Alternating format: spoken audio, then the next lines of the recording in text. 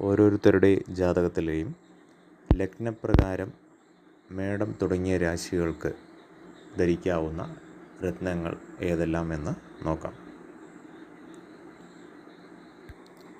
മേടം ലഗ്നമായി വരുന്നവർക്ക് മാണിക്യം, മുത്ത്, പവിഴം, പുഷ്യരാഗം. പ്രതികൂല രത്നം മരതകം, വജ്രം.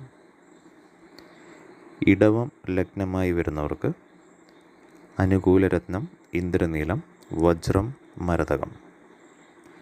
പ്രതികൂല രത്നം പവിഴം, പുഷ്യരാഗം, മാണിക്യം, മുത്ത്.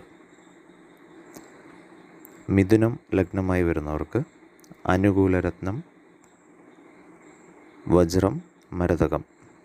പ്രതികൂല രത്നങ്ങൾ മാണിക്യം, മുത്ത്, പവിഴം, പുഷ്യരാഗം. കർക്കിടകം ലഗ്നമായി വരുന്നവർക്ക് അനുകൂല രത്നങ്ങൾ മുത്ത്, പവിഴം, പുഷ്യരാഗം.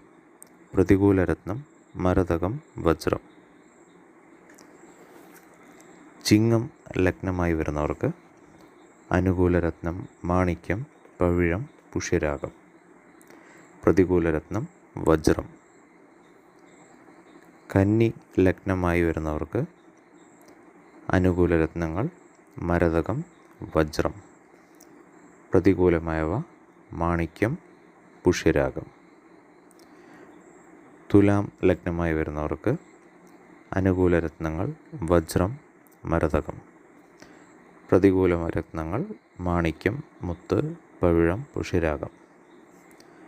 വൃശ്ചികം ലഗ്നമായി വരുന്നവർക്ക് അനുകൂല രത്നങ്ങൾ മുത്ത്, പവിഴം, മാണിക്യം, പുഷ്യരാഗം. പ്രതികൂല രത്നങ്ങൾ മരതകം, വജ്രം. ധനു ലഗ്നമായി വരുന്നവർക്ക് മുത്ത്, പവിഴം, മാണിക്യം, പുഷ്യരാഗം. അനുകൂല രത്നങ്ങൾ. പ്രതികൂല രത്നങ്ങൾ മരതകം, വജ്രം. മകരം ലഗ്നമായി വരുന്നവർക്ക് ഇന്ദ്രനീലം, വജ്രം. അനുകൂല രത്നങ്ങൾ. പ്രതികൂല രത്നങ്ങൾ മാണിക്യം, പുഷ്യരാഗം, മുത്ത്.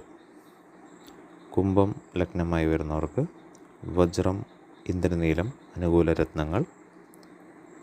പ്രതികൂല രത്നങ്ങൾ മാണിക്യം, പവിഴം, മുത്ത്. മീനം ലഗ്നമായി വരുന്നവർക്ക് അനുകൂല രത്നങ്ങൾ മുത്ത്, പുഷ്യരാഗം. പ്രതികൂല രത്നങ്ങൾ മരതകം, വജ്രം.